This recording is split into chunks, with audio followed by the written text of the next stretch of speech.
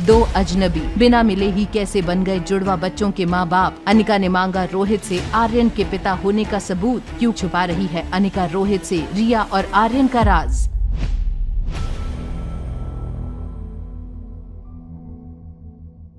मारवा खानदान आर्यन को दादी माँ की इस हालत के लिए जिम्मेदार मानता था, इसलिए रोहित आर्यन को लेकर इस विला में अकेला रहने आ गया था।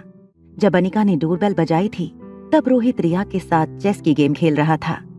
जैसे ही डोरबेल बजी, रिया दौड़कर दरवाजा खोलने आगे निकल गई। रोहित रिया को आवाज देते हुए उसके पीछे चलने लगा। आर्यन संभल कर, मुझे देखने दो कौन है। आज क्या हो गया है तुम्हें, इतना दौड़ क्यों रहे हो? जैसे ही रिया ने दरवाजा खोला, सामने अनिका को देखकर रिया शॉक हो गई।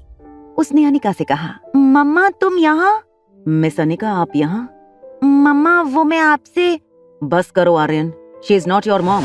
ये क्या इतने दिनों से मॉम मॉम का पागलपन लगा रखा है? I am sorry mister Rohit Marwah, वो दरअसल मैं आपसे ये पूछना चाहती थी, क्या ये आर्यन आपका बेटा है? आई डोंट नो, मुझे आपके सवाल का जवाब देना चाहिए या नहीं। पूरी दुनिया जानती है कि आर्यन मेरा बेटा है, और एक बिन माँ का बच्चा अगर प्यार से आपको माँ कह देता है तो इसका ये मतलब नहीं कि आपका उस पर कोई अधिकार है। No, I meant was, mister Marwah, क्या आप ही आर्यन के बायोलॉजिकल पिता हैं? ये कैसी बातें कर रही हैं आप miss Anika? Of course Aryan मेरा बायोलॉजिकल बेटा है। मिस्टर रोहित, मुझे एक बात बताइए, क्या आप अपने बेटे की बायोलॉजिकल मदर को जानते हैं? देखिए मिस अनिका, मैं नहीं जानता कि इस सवाल का जवाब मिलने से आपकी जिंदगी में क्या फर्क पड़ जाएगा, मगर मैं आपको इतना बता दूं, आर्यन की माँ को ना मैं जानता हूँ और ना ही जानना चाहता हूँ। अगर आप उनको जानते नहीं तो उनके साथ बच्चे कैसे पैदा कर लिए? That is none of your business. I am sorry, मैं बस आपके बारे में कुछ इन्फॉर्मेशन जानना चाहती थी। कार के पीछे छुपा आर्यन आगे आकर अपनी मॉम के डिफेंस में बहुत कुछ कहना चाहता था, मगर रोहित के चेहरे पर बढ़ता गुस्सा देखकर वो शांत हो गया। आपके कहने का मतलब ये है कि आप इस वक्त यहाँ मेरे फैमिली वेकेशन हाउस पर मुझसे ये सारी बातें करने आई थी?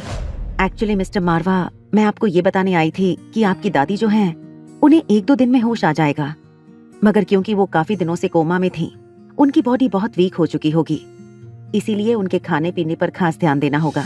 आई अप्रिशिएट कि आपने मेरी दादी माँ की सर्जरी करके उन्हें एक नया जीवन देने की कोशिश की है, मगर मैं आपको इतना जरूर बता दूं कि मेरी दादी माँ का ख्याल रखने के लिए हमारी लाइफ केयर हॉस्पिटल में देश के सबसे बेहतरीन नर्सिंग स्टाफ मौजूद हैं, इसलिए आपको इस चीज के बारे में फिक्र करने की कोई जरूरत नहीं। यस सर्टेनली मिस्टर मारवा, आप सच कह रहे हैं। मैं बेवजह ही यहाँ पर आपको परेशान करने के लिए आ गई। जाने से पहले अनिका ने दरवाजे से बाहर मुंह निकाल रही रिया को देखकर कहा, मानना पड़ेगा, बेटा खूबसूरत तो है। मिस अनिका, मैं आपसे कह दूं कि मेरा बेटा खूबसूरत नहीं बल्कि हैंडसम है। खूबसूरत आप जैसी लड़कियों को कहते हैं और हैंडसम मुझ जैसे लड़के को, जो कि मेरा बेटा है, और अब तो वो मार्शल आर्ट की ट्रेनिंग भी लेता है, इंडिया की सबसे मशहूर Brahmaputra martial art training academy से। आर्यन याद है ना, सुबह सुबह तुम्हें ट्रेनिंग में पहुंचना है। Dad, can we skip my training session tomorrow? Riya की इस बात का जवाब न देते हुए रोहित ने सीधा उसे घर में धकेलकर दरवाजा बंद कर लिया। कार में बैठते ही अनिका ने कार की बैक सीट में छुपे हुए आर्यन को बाहर निकालकर गले से लगा लिया। अनिका ने गाड़ी रोहित के विला से बाहर निकाली और मल्होत्रा हाउस की ओर जाने लगी। तो आज क्या प्लान था तुम दोनों का? वापस अपनी अपनी पोजीशन पर कैसे पहुंचने वाले थे? मॉम, आज नहीं कल, जब तुम मुझे बलवीर सर के यहाँ ट्रेनिंग के लिए छोड़ने जाती तो वहाँ मैं और रिया फिर से बदल जाते, क्योंकि हमारे प्लान में बलवीर सर भी शामिल हैं। तुम दोनों ने मिलकर उस जिद्दी बुड्ढे को भी अपने साथ मिला लिया। मान गई तुम दोनों को। मुझे ये नहीं समझ आ रहा कि शैतानियां करने में तुम दोनों का दिमाग आखिर किस पर गया है।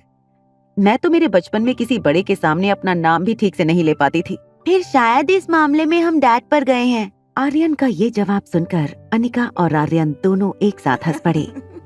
घर पहुंचने से पहले अनिका ने आर्यन को एक बड़ा सा आइसक्रीम खरीद कर दिया। इतने सालों में दोनों ने एक दूसरे को कितना मिस किया, इसके बारे में बातें की। सुबह ठीक 7 बजे अनिका आर्यन को लेकर बलबीर सर की ट्रेनिंग एकेडमी में पहुंच गई। अरे पुत्र रिया, तुम आ गई? चलो आज से तुम्हारी ट्रेनिंग का अगला फेज शुरू होगा, तैयार होना बेटी रिया। ये कहते हुए बलवीर सर आर्यन की ओर देखकर हंसने लगे। तभी अनिका ने बलवीर सर का कॉलर पकड़कर कहा, शर्म नहीं आती बच्चों के साथ मिलकर ऐसी प्लानिंग करते हुए? आज आप पकड़े गए, अभी पुलिस बुला के आपको अंदर करवाती हूँ। बच्चों की प्लानिंग का साथ देने के चक्कर में क्या फंस जाएंगे बलबीर सर? क्या करेगा रोहित जब वो जान जाएगा कि उसके 2 बच्चे हैं? क्या छीन लेगा वो अनिका से उसकी बेटी को भी, या जोड़ लेगा अनिका के साथ अपना परिवार? जानने के लिए देखिए अगला एपिसोड सिर्फ पॉकेट FM के YouTube चैनल पर। और एक लड़की को देखा तो के सारे एपिसोड्स को सुनने के लिए डिस्क्रिप्शन में दी हुई लिंक से डाउनलोड कीजिए पॉकेट FM ऐप।